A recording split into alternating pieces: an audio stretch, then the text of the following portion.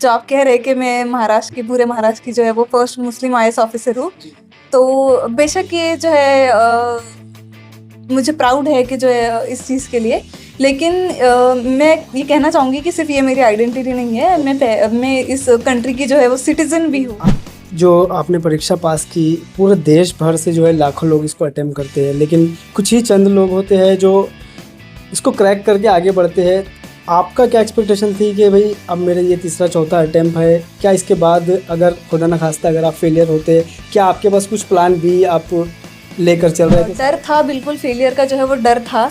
लेकिन क्योंकि मैं पिछले 3 बार ऑलरेडी फेल हो चुकी थी, तो उस चीज़ से मैंने बहुत सारी चीज़ें सीख ली थी। और एक बहुत इंपॉर्टेंट चीज़ थी जो मैंने खुद को समझा लिया था इस बार रिजल्ट आने से पहले भी, कि ये जो एग्ज़ाम है ये मेरी वर्थ डिफाइन नहीं है। 22 तारीख को रिजल्ट आया, क्या एक्साइटमेंट है, क्या फीलिंग्स थी थोड़ा सा उसके तो बारे कि आपके पेरेंट्स को जो है वो किसी तरह की तकलीफ हो, या फिर वो जो है वो आपके लिए बहुत ज़्यादा कुर्बानियाँ दे, तो हमेशा से ये चीज़ थी कि उनके लिए कुछ बड़ा करना है, क्योंकि उन्होंने सपोर्ट उतना किया है, कुर्बानियाँ उतनी दी है, वो जिसका आप कर्ज जो है वो पूरी ज़िंदगी भी अपने नहीं उतार सकते हो।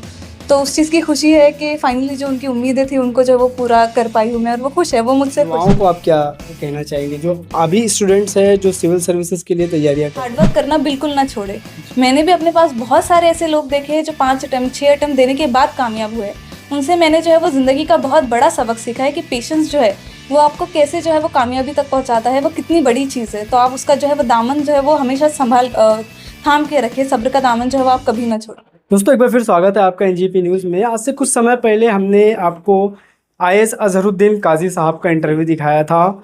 आज यवत महल से, वो भी यवत महल से थे, आज यवत महल से ही एक और लेडी, और सबसे बड़ी बात तो ये है कि पूरे महाराष्ट्र में सबसे पहली मुस्लिम आईएएस अगर कहे तो हमारे साथ अदीबा अनम साहिबा है।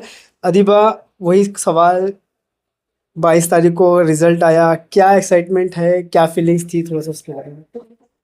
खुश तो मैं बहुत थी, एक तरह का रिलीफ भी था, क्योंकि 4 साल का स्ट्रगल था। तो उस एग्ज़ाम साइकिल से निकलने का रिलीफ जो था वो बहुत बड़ा था। खुशी भी बहुत है कि फाइनली जो है वो कामयाबी मिल गई। सेटिस्फैक्शन भी है कि कुछ बड़ा किया है, अब मैं सोसाइटी के कुछ किसी तरह से काम आऊँगी, शायद लोगों को इंस्पायर कर पाऊँ, तो उस चीज़ की सेटिस्फैक्शन भी बहुत है। तो अल्हम्दुलिल्लाह अल्लाह ने जो है वो इतनी बड़ी कामयाबी से नवाजा है, तो बहुत ज़्यादा खुश हूँ। अगर ये देखा जाए कि आप पूरे महाराष्ट्र स्टेट की सबसे पहली मुस्लिम लेडी है जो आईएएस की परीक्षा जिन्होंने क्रैक किया, उससे ताल्लुक से अगर सोचा जाए तो किस तरह का रिस्पांस है फैमिली में और आपके शहर में? सब बहुत ज़्यादा खुश है, प्राउड फील कर रहे हैं। एक चीज़ जो है वो मैं थोड़ा सा उसको करेक्ट करना चाहूँगी। जो आप कह रहे हैं कि मैं महाराष्ट्र की पूरे महाराष्ट्र की जो है वो फर्स्ट मुस्लिम आईएएस ऑफिसर हूँ। तो बेशक ये जो है मुझे प्राउड है कि जो है इस चीज़ के लिए। लेकिन मैं ये कहना चाहूँगी कि सिर्फ ये मेरी आइडेंटिटी नहीं है, मैं इस कंट्री की जो है वो सिटीज़न भी हूँ। बिल्कुल। तो उस तरह से जो है वो मेरी रिस्पॉन्सिबिलिटीज़ जो है वो काफ़ी ज़्यादा बढ़ने वाली है। बेशक इस चीज़ का मुझे खुशी है, फ़ख्र है, बहुत सारे लोगों को भी इस चीज़ की खुशी है। लेकिन मैं इस देश की जो है वो सिटीज़न भी हूँ, और अब मेरी रिस्पॉन्सिबिलिटीज़ जो है वो बहुत ज़्यादा बड़ी है।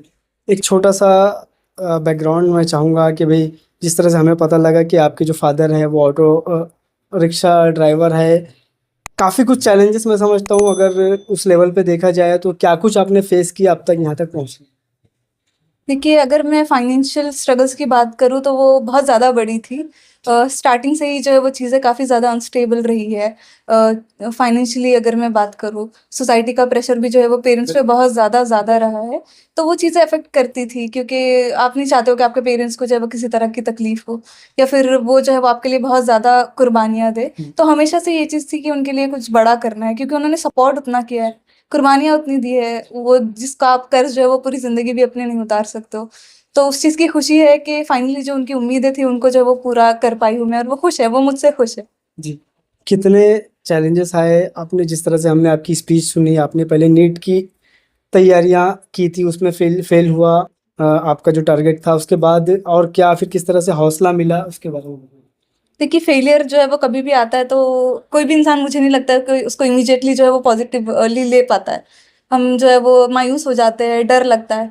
लेकिन मुझे ऐसा लगता है कि वो जो चीज़ है वो बहुत मोमेंटरी होनी चाहिए, आपको उस चीज़ से बाहर निकलने की जो है वो बहुत ज़्यादा ज़रूरत है। तो बेशक फेलियर्स के बाद, स्ट्रगल्स के बाद मैं भी बहुत ज़्यादा मायूस हो जाती थी, जी रोती भी थी कि ये मेरे साथ क्यों हो रहा है, अब आगे क्या होगा। अनसर्टेन लगने लगता है कि फ्यूचर में अब आप मुस्तकबिल में आगे कैसे ही करोगे। पर सपोर्ट था, फैमिली का बहुत ज़्यादा सपोर्ट था, उन्होंने जो है वो साथ कभी नहीं छोड़ा, मामा ने कभी साथ नहीं छोड़ा, सेवा जो है वो मुझे फाइनेंशियली हमेशा सपोर्ट करती ही रही। तो ये बाहर का सपोर्ट भी था और कहीं न कहीं जो अंदर जो है वो मोटिवेशन भी थी। मेरा मानना है कि जो बाहर की मोटिवेशन है उससे ज़्यादा इम्पोर्टेंट आपके जो इनर मोटिवेशन होती है वो होती है। तो वो चीज़ भी थी, तो इन सब चीज़ों ने बहुत हेल्प किया उस स्ट्रगल, उस फेलियर्स को जो है वो फेस करके आगे बढ़ने के लिए। एक जो आपने परीक्षा पास की, पूरे देश भर से जो है लाखों लोग इसको अटेम्प्ट करते हैं, लेकिन कुछ ही चंद लोग होते हैं जो इसको क्रैक करके आगे बढ़ते हैं।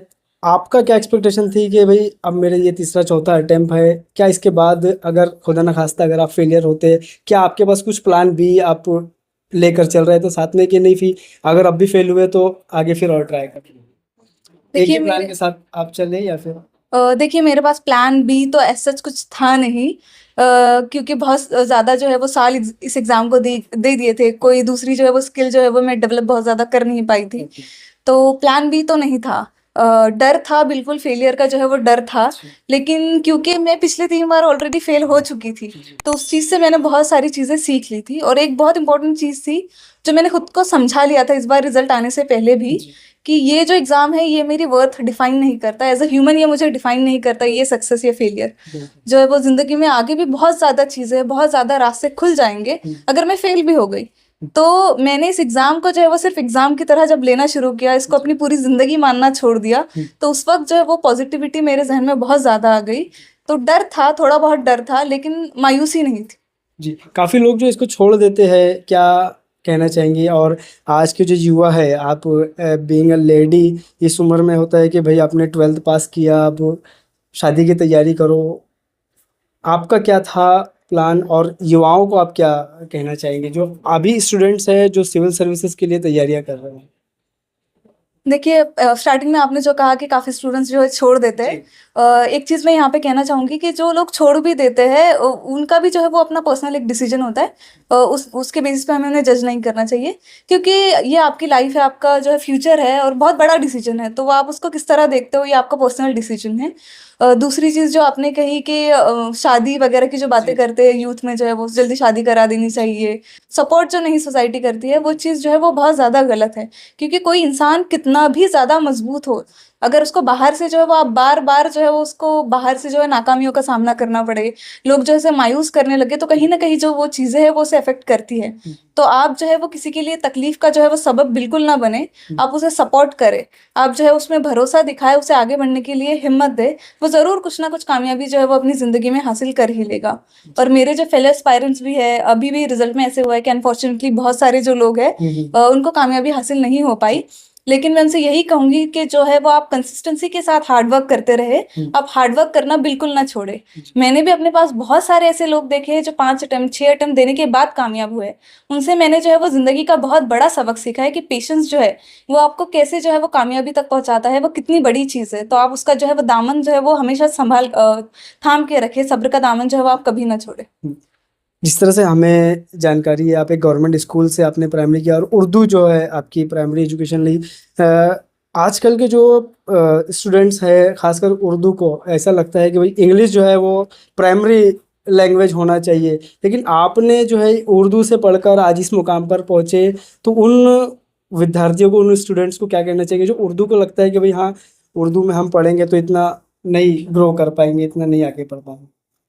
देखिए, सबसे इम्पोर्टेंट चीज़ लैंग्वेज के बारे में जो हम सबको समझने की ज़रूरत है कि जो प्राइमरी रोल है किसी लैंग्वेज का, वो मीडियम ऑफ कम्युनिकेशन है। जी आप किसी से बात करने का जो है वो ज़रिया है।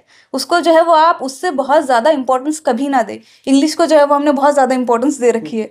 इसकी एक रीज़न ये भी है कि वो ज़्यादा बेहतर जो है वो लोगों से कम्युनिकेट करने की लिए हेल्प करती है, क्योंकि इंडिया जो है वो बहुत डाइवर्स कंट्री है, बहुत सारी लैंग्वेजेस है। जी तो आप उसको बिल्कुल इंपॉर्टेंस दें। लेकिन इसका मतलब ये हरगिज़ नहीं है कि जो दूसरी लैंग्वेजेस है वो किसी तरह से कमतर है। वो भी आपके लिए जो है एक स्किल है। तालीम हासिल करने के लिए आपको मदर टंग में आप बहुत बेहतर तरीके से अपनी तालीम हासिल कर सकते हो।